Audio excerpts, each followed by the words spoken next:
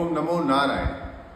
आज हम आप लोगों के सामने बृहस्पति के मिथुन राशि में जाने के बारे में और राहु के कुंभ राशि में जाने के बारे में बताना चाहेंगे।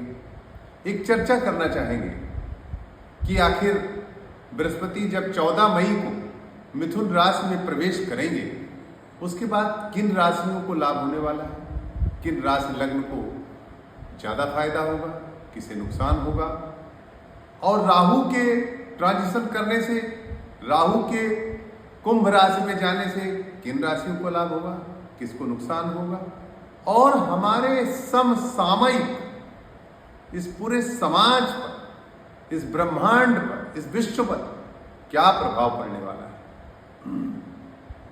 आप ये जानना कि जब जब बृहस्पति अतिचारी अवस्था को प्राप्त होते हैं, अर्थात अतिचारी अवस्था क्या है? अतिचारी अर्थात तेजी से चाल बना देना, अर्थात दौड़ने लगना।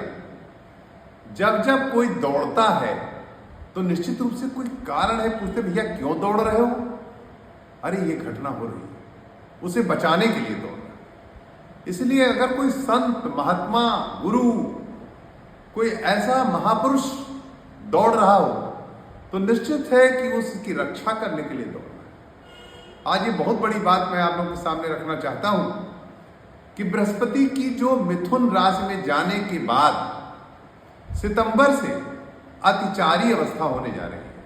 बहुत तेज दौड़ेंगे बृहस्पति, और दौड़ करके वो, जबकि ऐसा कभी नहीं होता, बृहस्पति की चाल हर साल अतिचारी नहीं होती। इस तरह से बृहस्पति वक्री होते हैं, पीछे जाते हैं, आगे आते हैं। इस प्रकार बृहस्पति 13 महीने एक राशि में रहते हैं, परंतु इस बार बृहस्पति तेज चलते हुए सितंबर में ही कर्क में प्रवेश कर जाएंगे और पुनः दिसंबर के बाद जनवरी में फिर रेट्रोग्रेड होके, वक्री होके मिथुन राशि में आएंगे। ये जो इनकी अतिचारी अवस्था है, ये दौड़ लगाने की जो अवस्था है, ये बता रही है कि समाज में कुछ होने वाला है, कोई बहुत बड़ा बवंडर होने वाला है। ये ब्रह्मांड, ये विश्व, इसकी रक्षा करने के लिए महात्मा बृहस्पति, गुरुदेव खूब तेजी से चल रहे हैं और अपने पूरे पावर को प्राप्त कर रहे हैं। पावर क्या है? हर साधु संत हिमालय पर जाकर या कोई ऐसे आश्रम या कोई ऐसे स्थान पे जाकर के साधना करते हैं और पहले अपने को पूर्ण पावरफुल करते हैं। इसी तरह से बृहस्पति की राशि क्या है? कर्क, जो उच्च है। बृहस्पति की अपने सबसे पावरफुल राशि उच्च की कर्क, उसे बृहस्पति को प्राप्त करना है। और उसमें जाने के बाद बृहस्पति सर्व समर्थ हो जाते हैं, सब कुछ देने वाले, सब कुछ करने वाले। कमाने करकटे बृहस्पति कहा गया है, करकटे व कमाने, यानी करकटे व कमाने, अर्थात कर्क राशि में या धनु राशि में बृहस्पति का जाना उसे राजाशाही बना देता है, पातशाही करा देता है। इसलिए बृहस्पति का अतिचारी होना मिथुन के बाद, ये आप निश्चित जान लें कि आने वाले समय में कोई घटनाएं हैं, बहुत बड़ा बवंडर है, समाज में भूचाल है चारों तरफ। उसे रोकने के लिए बृहस्पति नवंबर तक कर्क में पहुंच जाएंगे, और जैसे ही बृहस्पति कर्क में पहुंचेंगे विश्व में एक शांति छा जाएगी। बृहस्पति ही वो कार्य करेंगे और उनकी दृष्टि, ध्यान रखिएगा, राहु के बारे में भी बोलने जा रहा हूं। राहु एक आसुरी शक्ति है, भले उसने अमृत पी लिया हो, पर अमृत पी करके वो देवता तो बना नहीं। आज भी जब जब पापक ग्रहों की बात आती है तो शनि महाराज तो पापक ग्रह कहे जाते हैं, परंतु एक चीज ध्यान रखिए, शनि देवता है। शनि उन्हीं को दंड देते हैं जिनके कर्म इस लायक, परंतु राहु उनको भी दंड देते हैं जो वास्तव में दंड के पात्र हैं या नहीं, फिर भी दंड देते हैं, क्योंकि राहु में आसुरी वृत्ति है, आसुरी प्रवृत्ति है। अब राहु को नियंत्रित कर रहे हैं बृहस्पति मिथुन में जब पहुंच रहे हैं, देखिए तब राहु कुंभ में पहुंच रहे हैं। अब बृहस्पति की पांचवी दृष्टि तुला पर, त्रिकोण, और एक त्रिकोण की दृष्टि तुला पर, एक त्रिकोण तुला पर, एक त्रिकोण कुंभ पर। इस प्रकार बृहस्पति पूर्ण रूप से तुला और कुंभ को देख रहे हैं। ऐसा करने से राहु की जो आतंकवादी दृष्टि है, जो आतंकवाद है, जो आतंकवाद की स्थिति पनप रही है, इस आतंकवाद को नियंत्रित कर देंगे। बृहस्पति दृष्टि डाल के नियंत्रित करेंगे और अतिचारी होकर के जब वो नवंबर में कर्क में पहुंचेंगे तो पूरी ताकत के साथ इसे समाप्त कर देंगे। इसलिए हम ये भी कहना चाहते हैं कि बृहस्पति कर्क में पहुंच करके वृश्चिक लग्न, वृश्चिक राशि वालों को विशेष लाभ पहुंचाएंगे अपनी पूर्ण त्रिकोण दृष्टि डालकर। पांचवी दृष्टि हमारे आदरणीय प्रधानमंत्री नरेंद्र मोदी जी की दृष्टि, जो कुंडली है उनका वृश्चिक लग्न, वृश्चिक राशि है।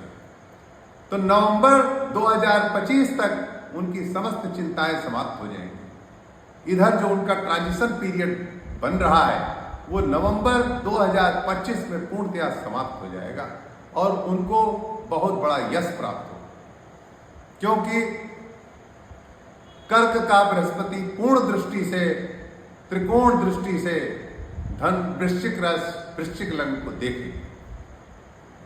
इस प्रकार जो विशेष प्रभावित होने वाली राशियां होंगी, तो 14 मई को, आइए दोस्तों अब सबसे पहले हम विचार कर लें कि 14 मई के बाद हमारी बृहस्पति के दृष्टि से किन राशि लग्नों को लाभ होने वाला है। तो विशेषतया तो तुला और कुंभ को लाभ होने वाला है, पर धनु भी लाभान्वित होंगे, क्योंकि धनु पर सीधी दृष्टि होगी। और इसके साथ साथ कर्क में जब पहुंचेंगे बृहस्पति तो अतिचारी होके दौड़ लगा के तो पूरी पावर से पहुंचेंगे। भले 2 महीना ही वो कर्क में रहेंगे, मगर 2 महीना में ही वो वृश्चिक राशि, वृश्चिक लग्न वालों को बहुत कुछ इनाम देकर जाने वाले। तमाम सफलताएं, परीक्षा में सफलता, पदोन्नति, तमाम इनाम देकर जाने वाले हैं। और साथ साथ इनके मकर लग्न, मकर राशि वालों को भी लाभ मिलने वाला है। साथ ही साथ मीन राशि, मीन लग्न, जो कि शनि के 7.5 के लौह पाद में चल रहा था, वो भी 2 महीने के लिए एक अच्छे शांति में पहुंचेगा। 2 महीने उसे आराम भी मिलेगा। और ये नवंबर से वो पीरियड जिस समय बृहस्पति अतिचारी होकर कर्क में होंगे, उससे मीन राशि पर 7.5 का प्रभाव भी धीमा हो जाएगा। क्योंकि कल की चर्चा में हमने आपको बताया कि बृहस्पति और शनि आदेश का इंतजार करते हैं, सेवा भाव है। और किसके आदेश का? गुरु के आदेश का। ध्यान रखिएगा, बृहस्पति की दृष्टि अगर शनि पर चली जाती है तो निश्चित रूप से शनि नियंत्रित हो जाता है। अब शनि मीन में पहुंच गए तो मिथुन का बृहस्पति है, तो मिथुन के बृहस्पति की दृष्टि तो वहां नहीं जा रही, परंतु जैसे ही बृहस्पति कर्क में पहुंचेंगे, निश्चित रूप से बृहस्पति मीन को देखेंगे अपनी पूर्ण नवम दृष्टि से। 4, 5, 6, 7, 8, 9, 10, 11 और 12 पूर्ण नवम दृष्टि से बृहस्पति त्रिकोण की पूर्ण दृष्टि से, शुद्ध दृष्टि से मीन को देखेंगे और मीन राशि को भी राहत मिलेगी। इसलिए यह कहना कि अरे 7.5 का बड़ा दुष्प्रभाव है, ऐसा कुछ नहीं। सबको समय मिला, सबको समय मिलना है, सबका लाभ भी होना है, सबको नुकसान भी थोड़ा बहुत है। परंतु ये जान लें कि जब जब बृहस्पति अपने पावर सेंटर की तरफ बढ़ते हैं तो बहुत घटनाएं घटित होती हैं समाज में, पर वो नियंत्रित भी होती हैं। उन्हें नियंत्रित करने वाले बृहस्पति होते हैं। चूंकि मिथुन में जाके बृहस्पति उच्चाभिलाषी हो जाएंगे। ये शब्द आपने सुना नहीं होगा। कोई भी ग्रह अपने उच्च के एक राशि पीछे होने पर उच्चाभिलाषी हो जाता है। इसलिए उच्चाभिलाषी होकर के उसमें बड़ी आशाएं, जैसे आप मान लीजिए आपका कहीं सिलेक्शन हो गया और आप IAS होने वाले, पर हुए नहीं है। आपने परीक्षा दी, आपने रिटर्न क्वालिफाई किया, इंटरव्यू में निकाल लिया, फिर आप तो उच्चाभिलाषी हो गए, अब आपको पद मिलना है। वो पीरियड आप सोच लो कितना अच्छा होता है। कितनी उमंगें आपके अंदर होंगी। ठीक उसी प्रकार से बृहस्पति जब मिथुन में पहुंचेंगे तो एक उमंग होगी कि हमें जीत मिलनी है, हमें जीत मिलनी है, हमें विजयश्री निश्चित मिलेगी। ऐसी उमंग होगी। किन किन राशियों में होगी? मिथुन में, तुला में, धनु में, कुंभ में, और जब कर्क में अतिचारी होकर बृहस्पति जाएंगे तो मीन में, वृश्चिक में और मकर में। इस प्रकार आने वाले समय में हम आपको जो और राशियां हैं जैसे कि मेष, वृष, सिंह, कन्या और इनके बारे में भी हम आपको बताएंगे। इसकी चर्चा हम अगले एपिसोड में करेंगे और विस्तृत रूप में आपको बताएंगे कि इनको क्या मिलने वाला है। लेकिन आज बस इतना ही, और आशा है कि आप हमारे इस चर्चा से जरूर आपको कुछ अच्छा चीज मिला होगा, अच्छा सबक मिला होगा या अच्छा सुनने को मिला होगा।